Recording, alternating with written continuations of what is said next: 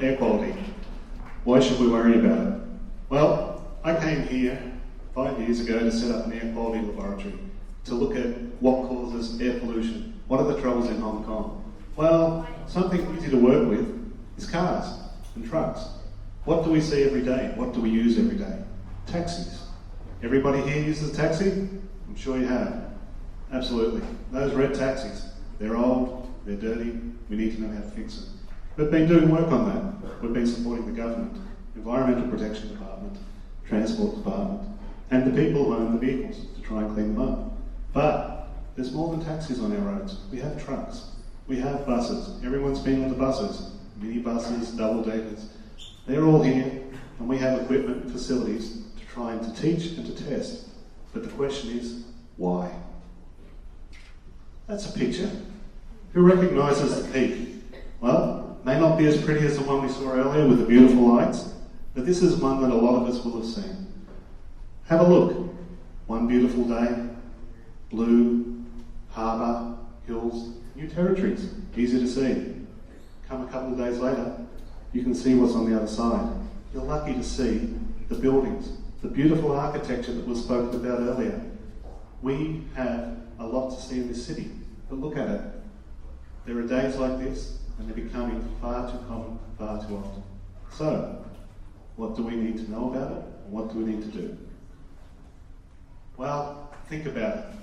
What happens on a bad air quality day? For one, you can smell it. It's like, ugh, I don't like this. I don't enjoy doing this, going out, running around, playing outside, sport. It's no fun. You get here on a hot summer's day, it's dirty, you get sweaty. Oh my goodness, what's that? I feel dirty. I'm walking outside and I feel dirty. I shouldn't feel like this. This is not a normal environment. What else can you say? When it's really bad, I can taste it. This tells me we have a problem and something we need to do about it. On these days, I don't want to go outside. So, we're trying to work to help people to improve some of the problems here in Hong Kong, things we can do locally. But what is in the air? Seriously, does anybody know? Well, I can't see most of it. Oh, I've got one hand. Excellent. Very good. It is pollution. Sulfur dioxide. What is it? Can't see it, but you can smell it. Rotten eggs. Smells really bad. Volcanic ash. Those kind of things. Our nose, very, very, very sensitive. Why? Because it's dangerous. Your body tells you to keep away from it for a good reason. It can form acid. It can damage your lungs. Nitrogen dioxide. This is another gas. Can you see it? Well, yes, you can. You know those days when you look outside in the afternoon, it's brown? That's the photochemical reaction of nitrogen dioxide and sunlight. Is it good for you? No, it's not. Hydrocarbons, carbon monoxide, carbon dioxide. Does anybody know what's special about carbon dioxide? It's what we breathe out. It is, but what does it do to our atmosphere? Well, it supplies it for use with. Okay, very good science there, but let's think about pollution. Greenhouse gas. It works like a blanket. It blankets our planet. Every day we burn tons and tons and tons of fossil fuel, and that is creating a blanket of carbon dioxide to keep solar radiation and warmth in here on our planet and make it hotter and hotter, bit by bit. We don't notice it. Imagine if you were in a pot of water and someone put it on the stove and slowly turned the heat up and it got hotter and hotter, you'd eventually notice it. Well, that's what's happening in our atmosphere. And it's slowly happening. The ice is melting, the weather is changing. Carbon monoxide. Well, it's a little bit similar, but it's very dangerous. It can affect your breathing. It replaces the oxygen in your blood. And if you get too much of it, you can feel ill, you can fall asleep, and you may not wake up. Very dangerous. Something new there, volatile organic compounds. What are they? They're things that we use from nature to clean, to paint, to work around our houses, and they are volatile. You breathe them in, they can affect your lungs, they can affect your eyes, they can affect your throat, nose, all those parts of your body that you just take for granted. Ozone. Hey, ozone's a great thing. Solar radiation. It takes care of that, but that's up in the ionosphere, the stratosphere. We don't want it down on the ground because it's an active substance. You breathe this in for a while, it will damage your nose, it'll make your eyes red, give you irritation, it'll give you chest pain. If you're out playing sport, playing football, whatever sport you may like, bad day with a lot of ozone, you'll feel ill. Photochemical oxidants, what's that mean? Sounds like a big word. That just means that some of these pollutions are. They react with the light to... Fantastic. Give the man a mark. Give him a drinking. Now, what we want to have there is we want to know when does this happen. Usually not in the morning. Because you come to school, outside, it's looking really good. Lunchtime, you go outside and go, what's happened? Photochemical reactions. You can see that the gas has reacted with pollutants and you're producing photochemical oxidants and volatile organic compounds, and they can affect our health and affect our environment. Last thing that I've got there, respirable and fine suspended particles. What is that? Who has seen a large bus driving up a hill? What comes out? Anybody? Dan? Dark black clouds of smoke from a big old bus or truck. Well, that's large suspended particles. The fine and the respirable ones, they're ones that we can breathe in. Imagine, it's like you're breathing very, very fine dirt particles into your lungs. Your lungs need to work to put oxygen into your blood so you've got energy to get up, run around, to think, to do art, to create, to design, whatever you like. But this blocks your lungs and your body has to work hard to get rid of it and clean it. Over time, it can really affect you. What are the effects? Well, everybody probably knows it. Coughing, wheezing, chest pain, asthma, headaches, nausea. There's a lot of things, there's normal things that make you feel ill. That maybe, I want to walk up the stairs, but if I can't breathe, I can't walk up the stairs. This happens to a lot of folks in Hong Kong who are affected by particles, pollution, and may have a bad chest or asthma or some of these things. Think about it here at school. You can't have your capability to work. You may not be able to see as well because it affects your eyesight. And you can't think as clearly. You need oxygen, you need good lung function, you need clean atmosphere. But it's not just us, it's the whole planet we've got to think about.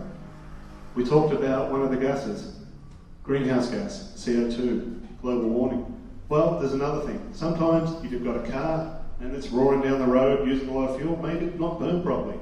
Sometimes there's other gases like methane. Methane is a global warming gas, it's a greenhouse gas. But it's 20 times worse than carbon dioxide. So, a small amount of that coming from cars and vehicles, from our trash, from our rubbish, from our homes, can create a lot more impact than just the trucks, the vehicles, the ships, and the planes on our roads. The other thing, some of these gases, they'll go up into the atmosphere and they'll destroy ozone. They'll react as chemical reactions. You'll have like an acidic reaction, and the ozone that protects us and stops us getting sunburn and skin cancer, it's there. It disappears and you have a problem. The last thing, on a hazy day, you saw the picture from the pic. You can't see very far. It makes it dangerous. If you have a really bad day, like they have in Beijing, Shanghai, then what happens? It's dangerous to go outside. You can have accidents. Think about flying in that kind of visibility. It'd be terrible if you had an accident. But, okay, we know about that. Where is our pollution coming from? Well, there is some of it coming from Hong Kong. That's part of it. We have the Pearl River Delta. That's Hong Kong, Macau, Guangdong, Guangzhou. This is a regional area. We've got millions of people, more than 100 million people, factories, facilities, electricity. People want energy. And the last place we get our pollution from, central and eastern China. Millions of people working there, tens of millions, factories, coal-fired power plants. We get a lot of pollution coming down from central and eastern China, especially this time of year because the wind blows down this way. We get that cold wind on the weekend. That came from Siberia. Well, along the way from Siberia, central and eastern China. So we can get that kind of pollution just coming down in the winter. But let's think about what we can do here now. About 1/3 of our pollution, it comes from Hong Kong. So we can do something about that. Where's it come from? Electricity generation. Hey, who's got a telephone? Everybody? Okay. Well, we need electricity to keep that generated. We need lights, summer, air conditioning. All these things, electricity. Generating electricity produces emissions, some of them not so good. Road transport. Who takes a taxi or a bus, drives a car? I do that. So, part of what I'm doing, it also creates the emissions. You see the ships every day. Up to 10,000 ships go through the harbour in Hong Kong each day. That's a lot. And those ships use fuel that is the dirtiest fuel ever. They take what's left over after they make all the other fuel, and then they burn it. It's like sludge. But they put it into a big engine, and lots of pollution comes out. Horrible stuff. Civil aviation, well, airport, it takes off every day. Every time a plane takes off, lots of carbon dioxide and other emissions. Other fuel sources, barbecue, some other cooking, little gas fire, some of that. Non-combustion. Hang on, how can I make pollution from non-combustion? Hairspray, paint, cleaning things in the kitchen. Some of these things you just buy in general everyday use. They produce some emissions that can affect your health and everyone in your home. Who knows this picture? Everyone been there? Yeah? I remember Kennedy Town, I'm walking between the annexes. You walk some days, you walk past the buses, oh, I can feel the pollution, I can feel the dust. This happens. This is everywhere over Hong Kong. A lot of kids going to school each day have to put up with this, and this also affects you and your health. Has anybody seen this picture? Good, good. Does anybody know what it's called, other than reading that? Air Quality Health Index. This is put out by the Environmental Protection Department, and it tells you where is the best or worst air quality on a given day. We're not going to talk about whether that's World Health Organization standard, but it gives you an idea.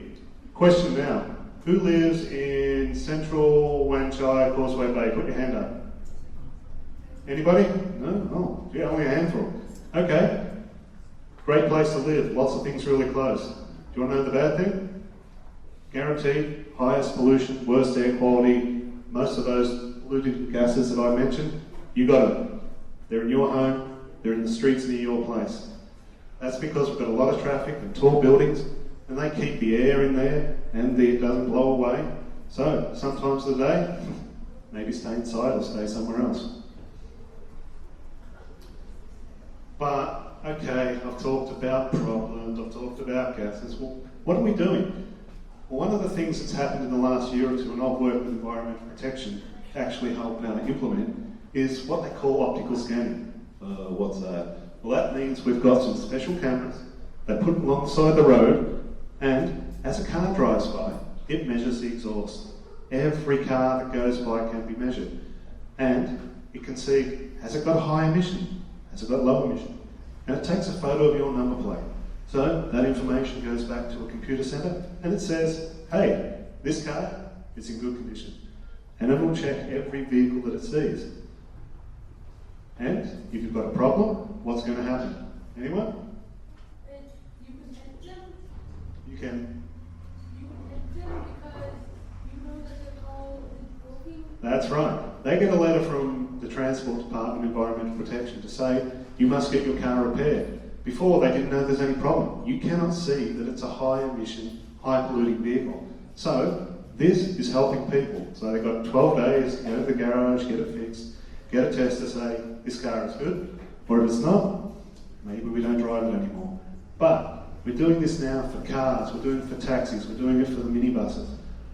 Not doing it for the trucks and buses yet. They're still developing this technology, and I'm working to help government departments do this kind of work now. But what is it that cleans the pollution, cleans the exhaust? Well, that little diagram on the side is something called a catalytic converter. And it's like a ceramic stone inside with a mesh honeycomb, and it's coated with precious metals, and gets really, really hot, and it burns up what hasn't been coming out of the engine cleanly, and reduces them all to neutral inert gases that don't react, and don't cause smog, and don't pollute our environment. But they wear out, and this is a problem that we've had in Hong Kong. For instance, taxis, a lot of them are 10, 12 years old. They drive, say, 500,000 to 1 million kilometres very easily, very quickly. Say 200,000 a year. These things wear out after 100, 150,000. So these cars have been driving for 10 years, and for about 8 or 9 of those years, it hasn't been working. So we're cleaning up the industry, we're cleaning up the cars, getting the old ones off the road, using technology, using information, and we're training and teaching people how to do this. People who work, people who use them, and the people who live by the streets and work on the streets every day. Here's a different thing. What can we do? Let's not talk about the technical stuff. Let's talk about what can you do in your family and how can you work to do something. Well, a low fuel consumption vehicle. If it uses less fuel, it doesn't create much pollution, less greenhouse gas. There's some great cars out there now. Hybrid vehicles. This is a vehicle, runs on batteries and electric motor. Yes, Tesla electric vehicle. But I recently did some research and study comparing traditional cars with low fuel and hybrid vehicles. We had great performance from the low fuel vehicle, double the fuel, the range, but the hybrid vehicles, almost no pollution in Hong Kong traffic and almost 3 or 4 times the range. You go 1,500 kilometres compared to 700 or 400 on a conventional vehicle. This is the kind of thing that makes a difference. We need to know what makes a difference to our lives. Remember to say to mum and dad, what kind of car you're buying. Hey, we do like some big cars, some of us, but is that the right choice? Other things, trucks and buses. You've seen the dirty buses, dirty trucks. They're going to get cleaned up. The government is actually going to introduce what they call emissions upgrades, which they put equipment on them to clean up the emissions that come out, so it shouldn't be black and dirty anymore, it shouldn't smell, and they'll get another 5 or 10 years out of them before they have to buy new ones. But, you know, if it doesn't work, we'll just get it off the road. The other thing we've got to think about is outside of Hong Kong. Places like London have low emission zones. They restrict the number of cars that drive in there. If you can restrict the number of cars in places like Causeway Bay, Central and Mong Kok, you'll have less impact, less emissions, better air quality and better health. The other thing is, a lot of our vehicles don't get checked all the time, so we should have an annual test. You have a car, you get it checked every year to make sure it's running well and has low emissions. That's most of what I had to say, but the next slide, and the last one, is important for you guys. When it comes to this, you guys are the future. Everybody here will make decisions that influence what happens. You can start now with your family. You will have the new ideas and inventions to look at something. We've all been busy looking at it from this side. You'll come from the side. You'll come from underneath. You'll see some new way to do it. And you are the ones who can do that. You'll have the technological innovations. You've learned so much about things you've grown up with, tablets, iPads, computers. They work great. You guys have the potential to create the leadership to a cleaner future. Thanks.